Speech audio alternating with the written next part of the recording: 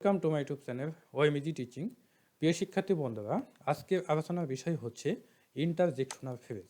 তো interjectional phrase আলোচনার পূর্বে আমি ইন্টারজেকশন সম্পর্কে আলোচনা করব, কারণ আপনাদেরকে ইন্টারজেকশন সম্পর্কে একটা আইডিয়া থাকতে হবে, তারপর ইন্টারজেকশনাল ফ্রেজ বুঝতে হবে। প্রিয় শিক্ষার্থী বন্ধুরা, ইন্টারজেকশনাল ফ্রেজ প্রধানত বিভিন্ন কম্পিটিটিভ এক্সামে কম এসে থাকে, তবুও আপনাদেরকে জানতে হবে, কারণ বাই চান্স যদি দিয়ে দেয় তবে সেই একটি কোচিং আপনাদেরকে অনেক এগিয়ে রাখবে। তো প্রিয় শিক্ষার্থী বন্ধুরা, আমি আলোচনা শুরু করছি। তো দেখেন, প্রথমেই ইন্টারজেকশন এর ডিফিনিশনটা জেনে নেওয়া যাক। যে ওয়ার্ড দ্বারা দুঃখ, বিষাদ, আনন্দ, লজ্জা, বিস্ময়, ঘৃণা ইত্যাদি আবেগ বোঝানো হয় তাকে ইন্টারজেকশন বলে। তো শব্দের পরে আমি এখানে একটা কথা লিখেছি, শব্দের পরে এক্সক্লেমেশন মার্ক বা আবেগসূচক চিহ্ন থাকে। আরেকটা কথা লেখা হয়েছে, উল্লেখ্য যে যে বাক্য গঠনে ইন্টারজেকশনের কোনো ভূমিকা নাই কিন্তু অর্থ গঠনে এর ভূমিকা রয়েছে তাকেই বলা হয় ইন্টারজেকশন। ওকে, যেমন দেখেন এখানে হুররা দিয়েছি, হুররা we have won the game, বা আমরা খেলায় জিতেছি, তাই না? তো এখানে দেখুন, আমরা যদি এখান থেকে কেটে নিই, অর্থাৎ we have won the game, এতটুকু যদি আমরা দিই প্রধানত, তাহলে কিন্তু সম্পূর্ণ অর্থ প্রকাশ পাচ্ছে। ওকে, কিন্তু হুররা না দিলেও কিন্তু হবে। ওকে, হুররা না দিলেও সম্পূর্ণ অর্থ প্রকাশ পাবে, কিন্তু হুররা যখন দেব তখন সেটা হয়ে যাবে কি ইন্টারজেকশন। এবং এই জন্যই আমি প্রধানত এখানে বলেছি যে বাক্য গঠন ইন্টারজেকশনের কোনো ভূমিকা নাই, কিন্তু অর্থ গঠনে এর ভূমিকা রয়েছে। অনুরূপভাবে দেখেন, alas hi I am undone, আমার পোড়া কপাল। ওকে, তো এখানে আই অ্যাম আনডান, আমার পোড়া কপাল, তো অ্যালাস কিন্তু না দিলেও হবে। ওকে, অর্থাৎ এটি বাক্য গঠনে কোনো সহায়তা করছে না, অর্থ গঠনে সহায়তা করছে, অর্থাৎ অর্থ গঠনে এর ভূমিকা রয়েছে, ইন্টারজেকশনের ভূমিকা রয়েছে। এখন আমরা দেখব ইন্টারজেকশনাল ফ্রেজ। তো ইন্টারজেকশনাল ফ্রেজ দেখেন, প্রথমে আমি এখানে যেটি দিয়েছি, এখানে অ্যাডভার্বিয়াল ফ্রেজ হয়ে গেছে, এটা সংশোধন করা হয় নাই।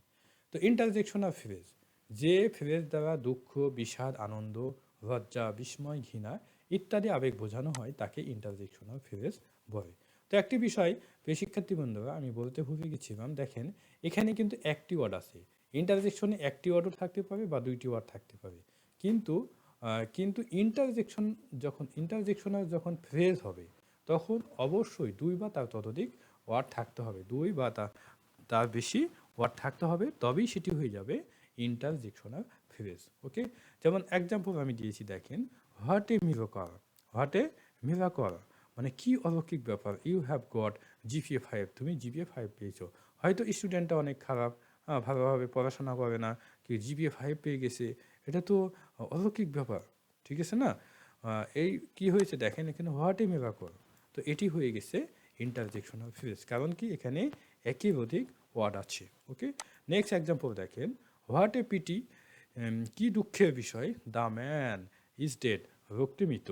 ওকে, তো এখানে কি একই অধিক ওয়ার্ড আছে, এবং শেষে কি বিস্ময় সূচক চিহ্ন থাকতে হবে। বিস্ময় সূচক চিহ্ন যদি না থাকে তাহলে সেটি ইন্টারজেকশনাল ফ্রেজ হতে পারে না। ওকে, ও মাই আল্লাহ, ও মাই আল্লাহ, ইট ইজ রিয়েলি নাইস, এটা বাস্তবেই সুন্দর। ওকে, তবে কি দেখেন, ও মাই আল্লাহ, এটা কি তিনটি ওয়ার্ড হয়েছে, এবং শেষে কি এক্সক্লেমেশন মার্ক রয়েছে। থ্যাংক গড, থ্যাংক গড, এর শেষে এখানে কি দুইটা ওয়ার্ড আছে এবং শেষে এক্সক্লেমেশন মার্ক রয়েছে। থ্যাংক গড আই হ্যাভ, এখানে হ্যাভ দুটো হয়ে গেছে, I have found the way, আমি পথ খুঁজে পেয়েছি। ওকে, নেক্সট দেখেন, হাউ টেরিবল, কি কি ভয়ঙ্কর, দ্য ফেস ইজ সেপ্রেস মানে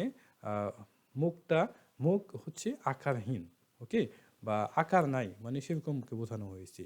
ও মাই ডেয়ার, ও আমার প্রিয়, হোয়াট হ্যাভ আই ডু, আমি কি করব। ওকে, তো এই যে প্রতিটাই হয়ে যাচ্ছে কি ইন্টারজেকশনাল ফ্রেজ, অর্থাৎ আমরা যেটা বললাম যে দুই বা তার ততোধিক ওয়ার্ড থাকবে এবং শেষে এক্সক্লেমেশন মার্ক থাকবে, তবেই সেটি হয়ে যাবে ইন্টারজেকশনাল ফ্রেজ। তো এই ছিল আমার আজকের আলোচনা, খুব সংক্ষিপ্ত একটা টিউটোরিয়াল ছিল। প্রিয় শিক্ষার্থী বন্ধুরা, আশা করছি আপনারা বুঝতে পেরেছেন, এবং যদি বুঝতে পারেন তো অবশ্যই, এবং আপনাদের পছন্দ হয় অবশ্যই একটা লাইক দিয়ে যাবেন, সেই সাথে সাবস্ক্রাইব মাই ইউটিউব চ্যানেল, যাতে করে নতুন ভিডিও যখন আপলোড করব সাথে সাথে আপনাদের কাছে পৌঁছে